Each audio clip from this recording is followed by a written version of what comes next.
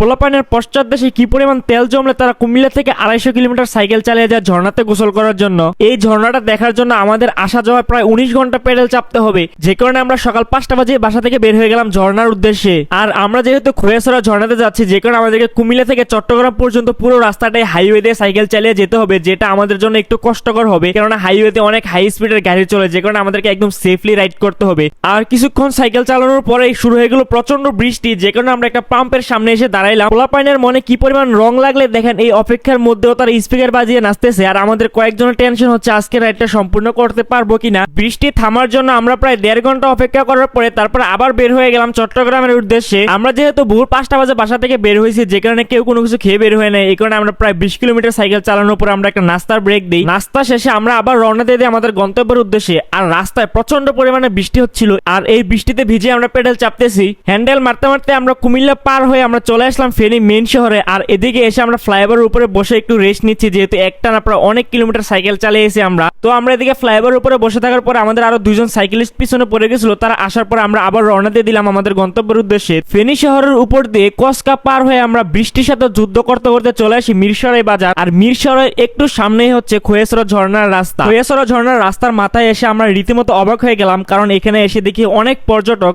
যেহেতু বৃষ্টির দিন এ কারণে ঝর্ণার সৌন্দর্যটা অনেক বেড়ে যায় এই যৌবন ভরা মৌসুমে। এজন্য এই ঝর্ণা দেখার জন্য দূর দূরান্ত থেকে হাজার হাজার পর্যটক এসে ভিড় করে থাকে এই জায়গাগুলোতে। তো দেখতে দেখতে আমরা ঝর্ণার খুবই কাছাকাছি চলে আসছি। আর এখন আমাদের সাইকেলগুলোকে কোনো একটা জায়গায় রেখে যেতে হবে, যেহেতু ঝর্ণাটা একদম পাহাড়ের উপরে, তো পাহাড় বেয়ে উঠতে হবে। যেহেতু আমাদের সারাদিন একটানা বৃষ্টি হওয়ার কারণে এদিকে রাস্তাঘাটের অবস্থা একদমই খারাপ হয়ে গেছে, তার মধ্যে আমাদের কয়েকজন তো স্লিপ কেটে অলরেডি পড়েই গেছে। আর আমাদের হেঁটে যেতে মানে অনেক কষ্ট হচ্ছে, মাটিতে কোনো গ্রিপই পাওয়া যাচ্ছে না। তো গাইজ, অবশেষে আমাদের সেই কাঙ্ক্ষিত ঝর্ণার সামনে আমরা চলে আসলাম। কুমিল্লা থেকে এতদূর সাইকেল চালিয়ে আসার পরে এই ঝর্ণা দেখার পরে আমাদের শরীরে আর কোনো ক্লান্তি লাগতেছে না। তো সারাদিন যেহেতু একটানা বৃষ্টি হয়েছে, এখানে ঝর্ণাতে প্রচুর পানি। এখন আমরা এই ঝর্ণাতে গোসল করব, আর আমরা বেশিক্ষণ গোসল করতে পারবো না, কারণ আমরা আস্তে আস্তে সন্ধ্যা হয়ে গেছে, প্রায় এখন 5টা বেজে গেছে। তো আমাদের 6টার ভিতরে আবার ব্যাক করতে হবে। আমাদের হাতে প্রায় 1 ঘন্টা আছে, 1 ঘন্টার ভিতরে আমাদের ছবি তুলে ব্যাক করতে হবে। আমাদের সাথে ঘুরতে আসা কয়েকজনের এই ঝর্ণার অভিজ্ঞতা একদমই নতুন, এর আগে তারা কখনো ঝর্ণায় আসে না। তো সবাই মিলে একসাথে ঝর্ণাতে ইচ্ছে মতো গোসল করার পরে আমরা আবার ব্যাক করে ফেলি, যেহেতু সন্ধ্যার আগে আমরা আবার পাহাড় থেকে নামতে হবে, নয়তো সন্ধ্যার পরে পাহাড় থেকে নামতে কষ্ট হয়ে যাবে। সো গাইজ, আজকের ভিডিওটা এই পর্যন্তই। দেখা হচ্ছে নতুন কোনো ভিডিওতে নতুন কোনো ভাবে।